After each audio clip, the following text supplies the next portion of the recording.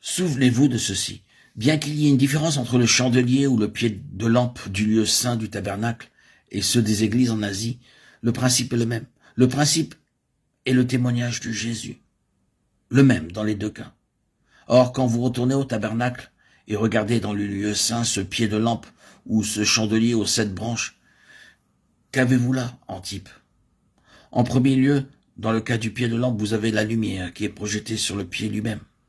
Ce fut une chose prescrite de façon très précise, dont il était question, à savoir que la lumière du chandelier illuminerait le chandelier lui-même. Il se tiendrait dans sa propre lumière, dans son propre témoignage. Puis, en outre, la lumière serait projetée sur la table des pains de proposition et, de plus, sur l'autel des parfums. Il illuminerait son propre vase et tout le reste en ce lieu.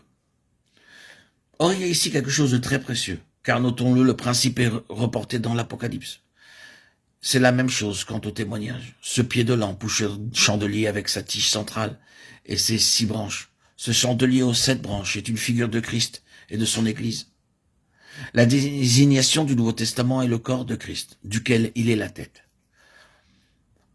Le centre est le facteur suprême. Son Église est d'une pièce avec lui, un seul corps, partageant complètement son seul esprit, la seule huile, un seul témoignage, le témoignage de Jésus. Mais cette flamme vivante du chandelier, qui devait être maintenue claire de façon continuelle, projette sa lumière sur tout le chandelier ou l'instrument lui-même et déclare que le témoignage de Jésus doit être manifesté dans un corps vivant et que le corps lui-même doit être dans la lumière du témoignage, rayonnant de son propre témoignage. Il ne doit pas maintenir une lumière pour d'autres choses et d'autres gens et être lui-même dans l'obscurité. Il ne doit pas proclamer en parole Jésus vit et être lui-même mort. C'est la vie même de l'Église qui est le témoignage. Savoir qu'elle n'est pas seulement trouvée présentant la vérité au monde, mais qu'elle est au bénéfice de cette vérité même. Qu'elle ne déclare pas seulement Jésus a vaincu la mort et il vit, mais déclare aussi je suis au bénéfice de cela. Je suis ici comme témoin vivant de cela, car la lumière peut briller sur moi. L'Église doit être en mesure de porter la lumière même du témoignage, de prendre cette lumière, de la diriger sur elle et dire « Je ne déclare pas des choses qui ne sont pas vraies quant à moi.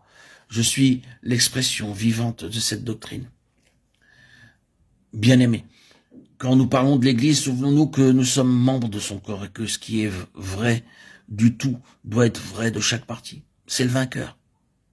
Je dois me poser la question à la lumière de ceci. Suis-je vainqueur? Vous devez vous poser la même question. Êtes-vous un vainqueur? La lumière de ce témoignage peut-elle tomber sur vous et vous trouver en mesure d'y faire face? Pouvons-nous dire « Il vit, il a vaincu la mort » non seulement comme une déclaration concernant le Seigneur Jésus dans les cieux, mais comme un témoignage confirmé en chacun de nous, dans ce que nous sommes. Est-ce que chacun de nous peut dire la puissance de cette vie de résurrection est à l'œuvre en moi? Je connais la puissance de cette vie de résurrection. Dieu m'a-t-il fait connaître cela en expérience et dans ses profondeurs? Ai-je connu ce que c'est que de se dresser toujours à nouveau dans la puissance de sa résurrection? Est-ce que je connais ce que c'est que vaincre les assauts de la mort par la vie du Seigneur ressuscité en moi? Pouvons-nous déclarer cela? C'est cela le vainqueur. Aucune église ne peut posséder ce témoignage au-delà de la mesure dans laquelle ses membres individuels le possèdent.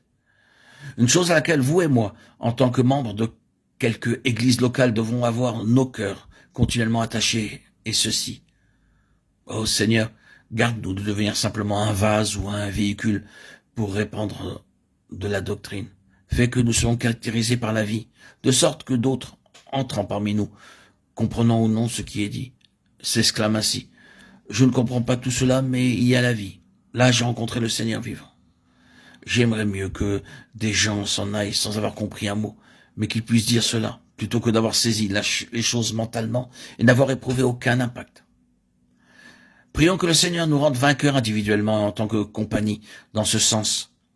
Que le témoignage ne soit pas simplement quelque chose que nous présentons au monde et à l'Église, mais un témoignage dont la lumière peut tomber sur nous et dans laquelle nous pouvons nous tenir sans honte. Je parle ici de la lumière de notre propre témoignage. Cette lumière tombée sur la table des pains de proposition et manifestée le témoignage de Jésus quant à une humanité vivante, un homme selon le cœur de Dieu, qui est notre subsistance, notre vie, notre soutien et notre nourriture. Nous vivons parce qu'il vit. C'est là la signification des pains de proposition. Nous vivons parce qu'il vit. Ainsi, la lumière tombe sur les pains de proposition et rend témoignage de Christ, notre vie. Puis, l'autel des parfums rend témoignage au fait que nous avons un libre accès auprès de Dieu, au ciel ouvert, communion avec Dieu dans le Christ ressuscité et vivant. C'est cela le témoignage de Jésus. Il n'y a rien qui soit à cet égard simplement doctrinal. Vivre parce qu'il vit, vivre de lui et avoir par lui de façon vivante un libre accès auprès du Père. Voilà le témoignage de Jésus. Et cela a besoin d'être recouvré dans une plus grande ampleur au sein du peuple du Seigneur. Priez à ce sujet et à l'égard de votre propre participation en cela, afin que la vie par laquelle Jésus a vaincu la mort soit une réalité en vous et par votre intermédiaire.